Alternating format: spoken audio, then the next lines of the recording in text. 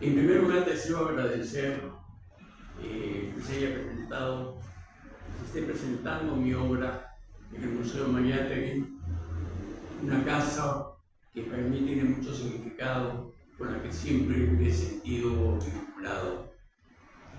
Estamos presentando dos de mis primeras obras.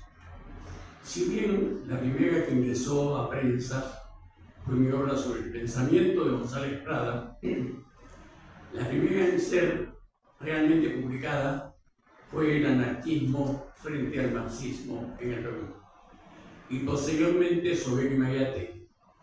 Estamos hablando de un caso hace ya más de 50 años y en el otro cerca de 50 años. Creo que por esta distancia es conveniente que señale el momento histórico en el que fue escrito. Yo ya había sustentado mis tesis sobre González Prada, mi tesis de bachillerato, el análisis crítico del pensamiento religioso de González Prada, y mi tesis doctoral, el anarquismo de González Prada. Inicialmente mi tesis doctoral, bajo la influencia de Víctor Andrés Belaunde, iba a tratar sobre González Prada y la peruanidad, porque Víctor Andrés Belaunde me insistió que la conciencia nacional surgió en el Perú por González Prada. Pero llegando allá a Lima, estando en Lima, viendo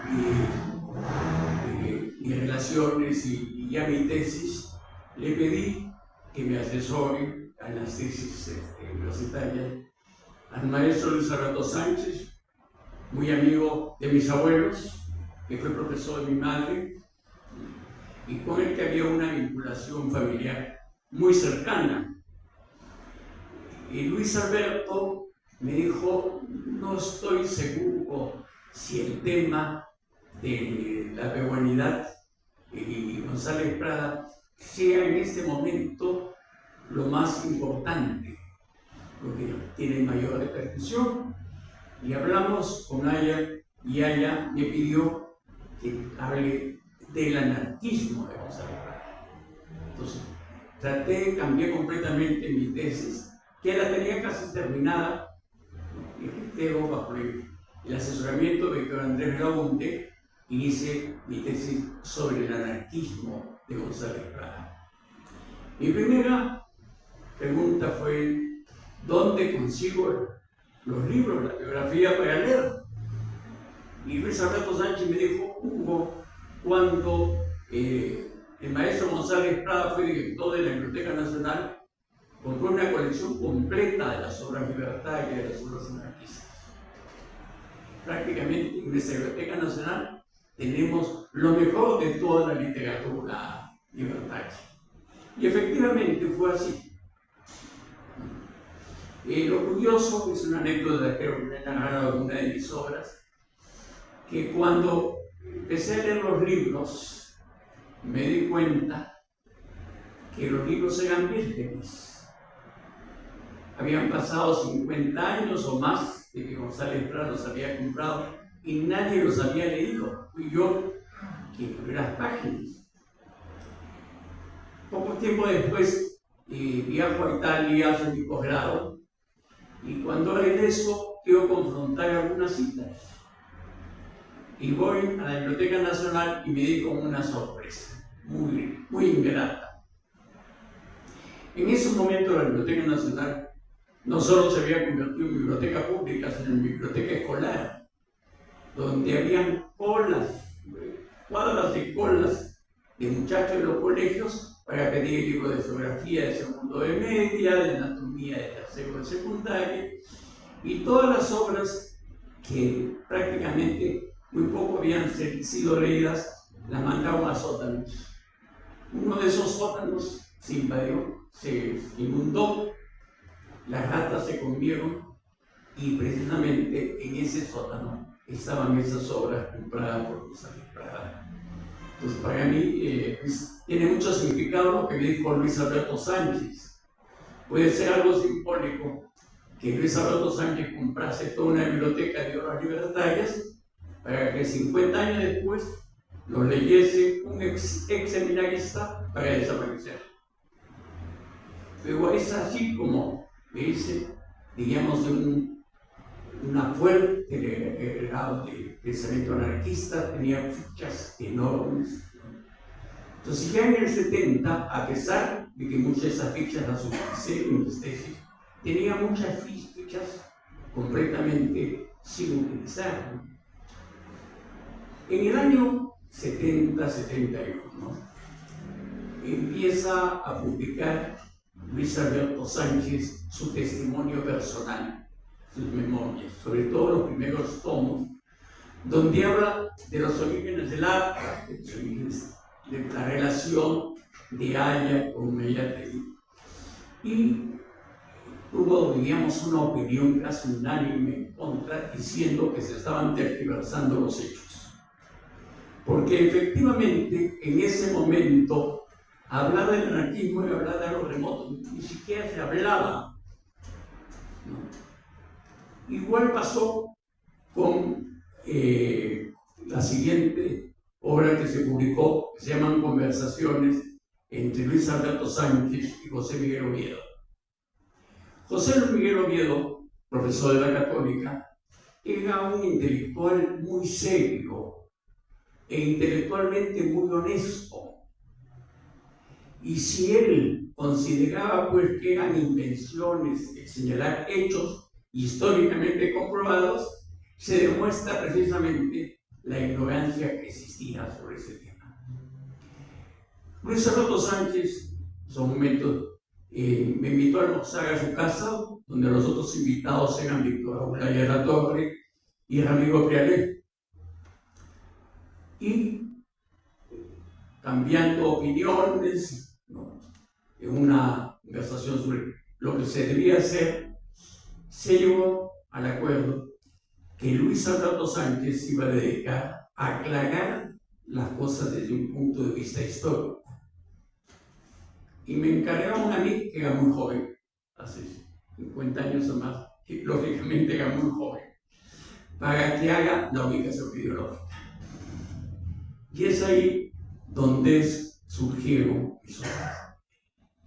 Coincidentemente, Mirko Lauer, mi compañero y amigo de la Universidad Católica, había fundado Mosca Azul y me pidió que escriba un libro sobre el anarquismo y el marxismo en el Perú, pero un libro pequeño, incluso me dio el número de páginas, que no podía pasar ese número de páginas, y yo tenía toda la información, así que prácticamente la redacción no me llevó mucho tiempo y se publicó la primera edición de El anarquismo frente al marxismo en el Perú. Y la segunda edición ha salido completamente ampliada, prácticamente ya es una obra nueva.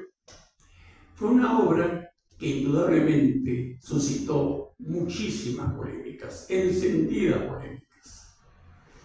Para sorpresa de todos e incluso de la editorial, fue la obra más vendida durante cerca de 2 años en el Perú, lo que muestra su difusión. Casi semanalmente tenía polémicas con las personas de izquierda, con los marxistas, con los marxistas, que inicialmente fueron muy amplias, pero poco a poco se fueron suavizando. Y las polémicas terminaron cuando ya no había enfrentamiento, sino solamente elogios mutuos. Los tiempos habían cambiado completamente. Esta obra trató precisamente de señalar cómo surgen las ideas en el Perú. González Prada, después de una etapa radical, ¿no?, que se muestra fundamentalmente en el discurso de Politeama, viaja a Europa y se pone en contacto con el pensamiento de Proudhon, pero ya con el Proudhon maduro, el Proudhon producto ya de las reflexiones que lo motivaron el fracaso de la Revolución de 1848, cuando ya se superó definitivamente el anarquismo completamente negativo del inicio, en que se dedicaba solamente a negar y se propagaba, ¿no?, lo que se llamaba la propaganda por el hecho, vale decir, actos terroristas individuales, que es la imagen todavía que persiste del anarquista. Eso ya no existía en el 43. En el 48 ya Proudhon señala una nueva alternativa de organización social a través de lo que se empezó a llamar el socialismo libertario. Ya no se quedó únicamente en la protesta, en decir que desaparezca el Estado, sino presenta una nueva forma, una nueva organización de Estado, basado en el principio confederativo. Hubo un país que asimiló estas posiciones y que va a ser el modelo que va a utilizar Proudhon, que es Suiza. Suiza se organizó de acuerdo a ese modelo de un gobierno confederado, donde el sistema era completamente diferente al sistema burgués. Ese es el anarquismo que trae González Prada al Perú. Este movimiento anarquista lo empieza a predicar en los primeros gremios. Todavía no existían los sindicatos, sino los gremios de los trabajadores. Y el 1 de mayo del año 2005, en su famoso discurso El intelectual y el obrero, dado en el gremio de los panaderos, González Prada va a formular por primera vez el Frente de Trabajadores Manuales e Intelectuales. Meses antes se había fundado los Payas. Todo este movimiento tiene una profundidad ideológica muy grande y muy fuerte, cosa que se ignoraba. A Dios gracias, mi obra que fue pionera porque abrió esta trocha, ¿no? Ha tenido muchos efectos, se han estudiado mucho de estos periódicos, se siguen estudiando.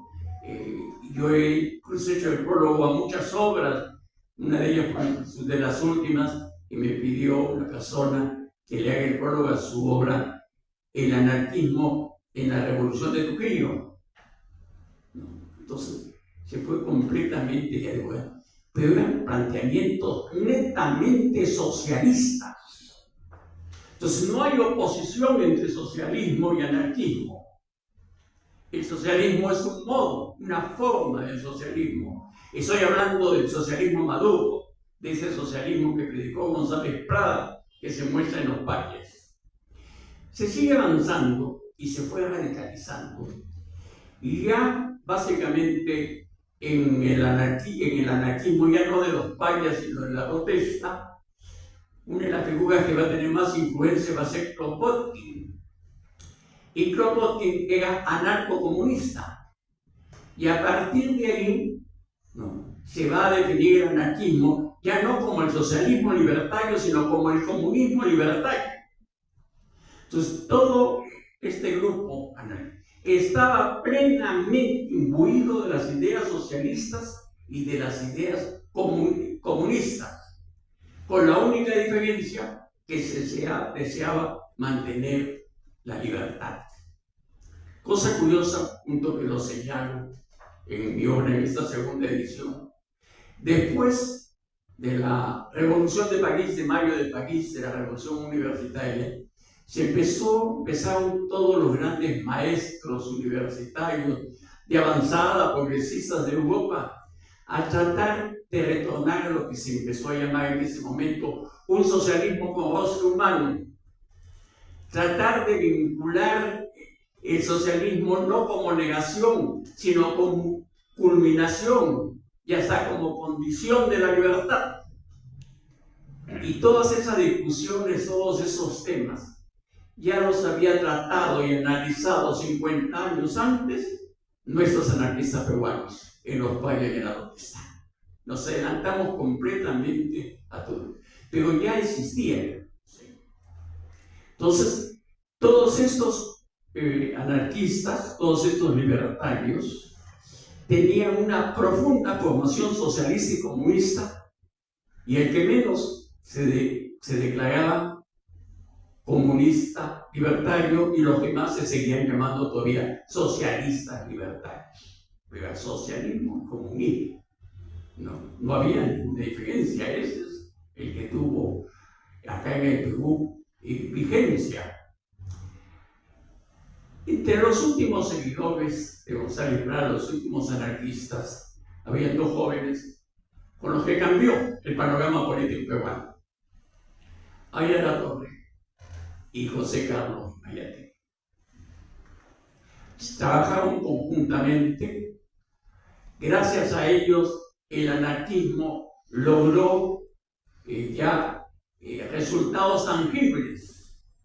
Se logró la jornada de las 8 horas, la lucha contra el alza de los productos de primera necesidad, la defensa de la libertad del culto, oponiéndose al intento leguista de utilizar la consagración de Jesús como un instrumento para la reelección. Se dio la gran reforma universitaria. Se posibilitó a que las mujeres terminen la secundaria e ingresen a las universidades. Todo esto se logró, ¿por qué? Porque Aya Latorre y José Carlos Mayategui se dieron cuenta que ya se había superado una etapa del anarquismo, que ya el anarquismo tal como estaba formulado y como se aplicaba se había hecho obsoleto.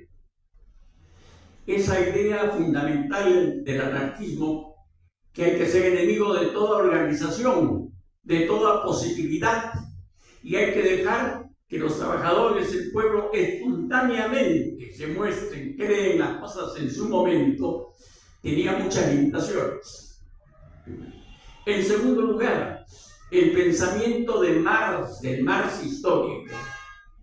Por supuesto, sus grandes objetivos permanecen, sus grandes fines, y que yo creo que tienen y han tenido y continúan teniendo una gran vigencia.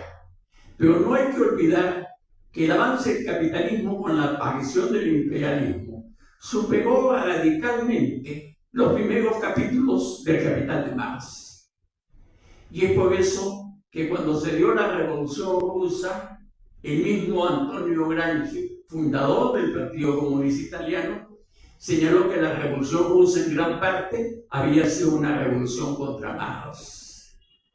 Ya no cabía, por lo tanto, megas repeticiones. El auténtico marxismo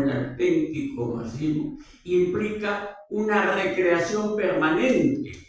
Esta idea de la revolución permanente no solamente es de Trotsky, también es de Proudhon, se requiere una recreación permanente. Ya no se podía tomarlos al pie de la letra, había que recrearlos, o sea, adaptarlos a una nueva realidad histórica, manteniendo los principios, manteniendo los objetivos, pero una realidad histórica. Y el anarquismo ya había cumplido su misión. No es extrañar, por lo tanto, que los viejos anarquistas tuviesen serios problemas con los jóvenes anarquistas y le declarasen la guerra. Todos los patriarcas del anarquismo en ese momento van a ir condenando permanentemente a Aya Latorre, a Mayategui y a todas las personas que lo seguían. Aya es desterrado. Antes de ser desterrado, lo impone a Mayategui como su representante, su sucesor en las universidades populares, como director de claridad, y que lo reemplace en una festividad que era la festividad máxima de los trabajadores en ese momento, que habría que rescatarla, porque era de la solidaridad cósmica, la fecha en que el hombre se sentía hijo de todo el universo, en el famoso Día de la Planta, organizado por Aya Latorre, y que Aya Latorre también lo dejó a Mayategui para que funda el APRA. Una cosa es el APRA y otra cosa es el Partido Aprista Peruano. Son dos cosas formalmente distintas que están en niveles diferentes. El APRA es fundada como la Internacional de Indoamérica. Como la Internacional de Indoamérica, que consiste en tratar de encontrar una revolución socialista y hasta comunista, partiendo de una idea central propia de Indoamérica, que Aya Latorre va a decir que es la integración de América Latina. esta integración de América Latina, para poderse realizar, se tiene que hacer un cambio completo de la estructura del Estado. Requiere revolucionar todo, pero ese es el centro. Y esa es la internacional que crea.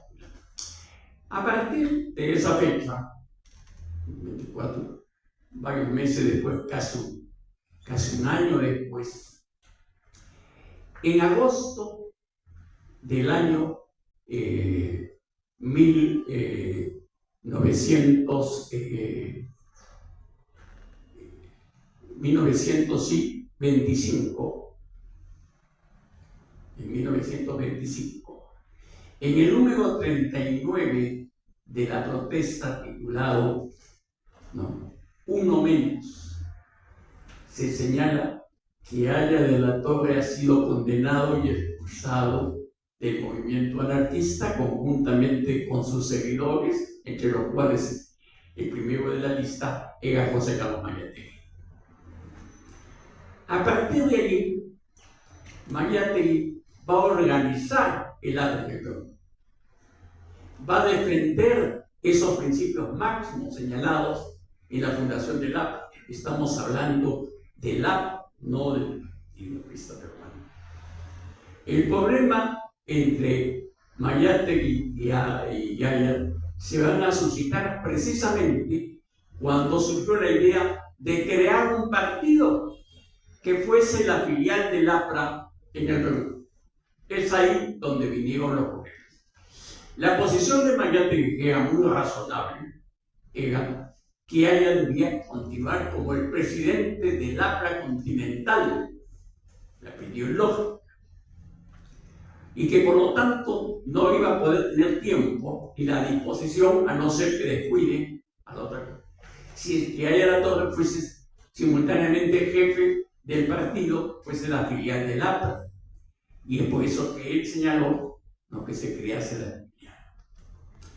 El anarquismo había tenido varios intentos de fundar partidos socialistas. Lo menos en 3 oportunidades, la última y la más importante fue en 1919, cuando Carlos del Barzo o Luis Ulloa fundaron un partido socialista, pero que duró pocos meses, porque todavía dentro del movimiento libertario estaba ese rechazo completo a todo lo que significase partido político y toda organización. Entonces, lo más lógico era que precisamente el partido que representase al APRA en el Perú se pudiese llamar Partido Socialista o Partido Comunista, porque eran socialistas y muchos de ellos eran comunistas, abiertamente, con todos los planteamientos del socialismo y del comunismo. Y es ahí donde se va a dar la polémica. Va a venir una separación con gran daño para el país y para los trabajadores y fundamentalmente para la Revolución Peruana. Yo, al escribir el anarquismo frente al marxismo en el Perú, lo escribí en un momento en que era necesario aclarar, fue una obra de enfrentamiento que ya no cabe en estos momentos. Es por eso que no he tenido ningún escrúpulo dedicar esta obra a la memoria de un gran amigo mío, al camarada Jorge del Prado. Jorge del Prado, con quien tuve una gran amistad, siempre tuvo la gentileza de llamarme compañero, y yo lo llamaba camarada. Había muchas reuniones en mi casa donde iba Jorge del Prado, Alfonso Barrantes, el poeta Gustavo Valcárcel con su esposa Violeta, el poeta César Calvo, y la que también siempre iba era una queridísima amiga nuestra que murió hace poco, Alicia Maquiña. Y teníamos reuniones muy frecuentes en mi casa para tratar temas políticos y donde cada vez más brillaban las coincidencias y desaparecían las discrepancias. Es por eso que a esta hora le he puesto un preámbulo, que el título es sugestivo: del enfrentamiento a la reconciliación. Y yo, al igual que Gustavo, también sueño con un frente que nos aglobe a toda la izquierda, para que el país y América Latina salga del estado en que está. Los tiempos han cambiado. Bueno, dentro de ese mismo contexto, años después, publiqué Soguel y Mayátegui para ubicar ideológicamente Mayátegui, fundamentalmente señalar tal vez la fuente más importante y trascendente en su pensamiento, Jorge Soguel, que dicho sea de paso fue presidente del Círculo Proudhoniano, el Lega Proudhoniano. Son muchos los aspectos, voy a solamente indicar uno solo por el tiempo. Es el rechazo al actual sistema democrático burgués. En esto, incluso Mayátegui, por la influencia de Soguel, hace más hincapié y es más radical que el propio Ayala Torre. ¿Qué cosa era lo que decía Soguel? Esta democracia burguesa parte de un principio evangélico. Divide para que reinarás y reinarás. Trata de dividir al pueblo para poder reinar. Entonces, el que se elija democráticamente, entre comillas, al municipio distrital, después al municipio provincial, a la región, al ejecutivo, al legislativo, lleva una atomización completa, porque están completamente uno fuera del contexto del otro. No hay coordinación.